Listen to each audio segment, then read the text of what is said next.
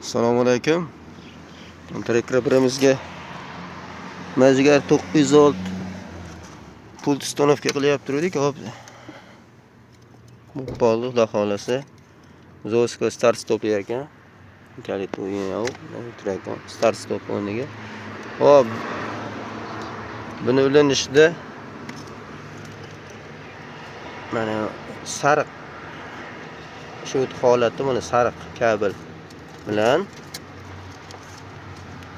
zangor ikkinchi kabel turibdi, zangor.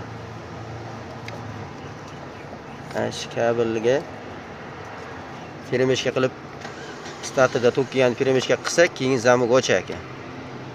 Zamok ochadi, lekin starter qo'shmaydi. Qachonki buni tormoz pedal bosmaguncha. Endi tormoz pedalga noshkasini topdik. Noshkasi xo'p. Tormoz ligoshkani, tormoz datchigini mana shu yerda shunaqa qaraganda ikkinchi kabeli ko'k. Shu ko'k kabeliga kasofat bu ko'ksi ham yaxshi qilmayapti-ku. Endi ikkinchi kabeli ko'k turibdi. Shu ko'kka biz bayda bitta qarshilik qo'ydik, 1 kilo. Kilom olib kelib turib, promo ilodik, baribir tormoz ligoshka ishlamay qolyapti. Ha, salomat bo'ling. Hozir amik. Unga biz mana gazga qo'yayotgan qarshilikdan 4-7 kilomida shundan ikkita qilib qo'ydik. Shunda tormozga zarar yetmas ekan. Bo'lmasam zavatat qilayotganki, ag'iga keyin parkovkadan chiqarmay qo'yar ekan. Shu holatda buni ulab qo'shib qo'ydik starter tokiga, sariq tokiga. Endi zavadet qiladi. Moshini o'chirsangiz o'chmaydi. Unga bitta monga zamok, ya'ni через bitta tok berib yuborish kerak ekan. Buni biz mana o'zini aux kabeli orqali aux kabel chiqadigan minusga presovoy qilib ishlatib qo'ydik.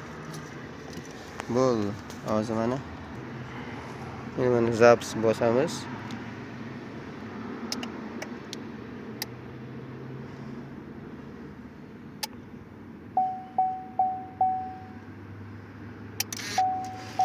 Tormoz ligoshkani tiqish esdan chiqibdi. Hozir buni tiqib qo'yamiz joyiga.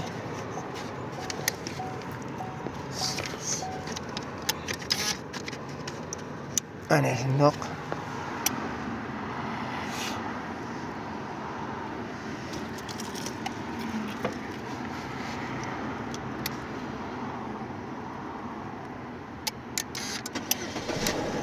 Moshni o't oldi.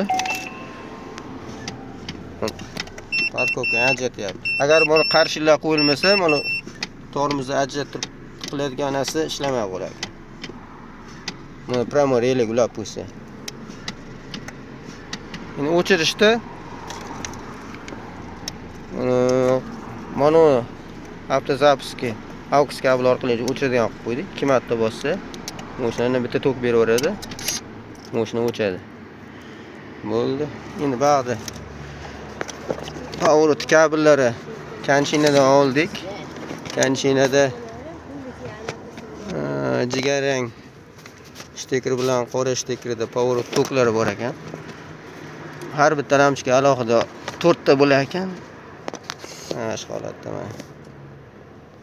Ikkita yonma-yon, ikkita yonma-yon. Jigarrang bilan qora shtekerida power 4 ta kabel bor. Ikkitasini bitta qilib ulavordik. Endi sentr zamok ishlatish uchun eshikda ham bor ekan. Mana ko'k kabellarni oldida mana kulchatirdan keladigan, eshikning kulchatirdan keladigan sentr zamok kabeli bor ekan. Ikkita. Shuningdek, eshiklar ham ochiq yopdi. Endi eshik ligoshkaga patolodan tushgan kabel orqali relay qilib qo'yib yuboryapmiz.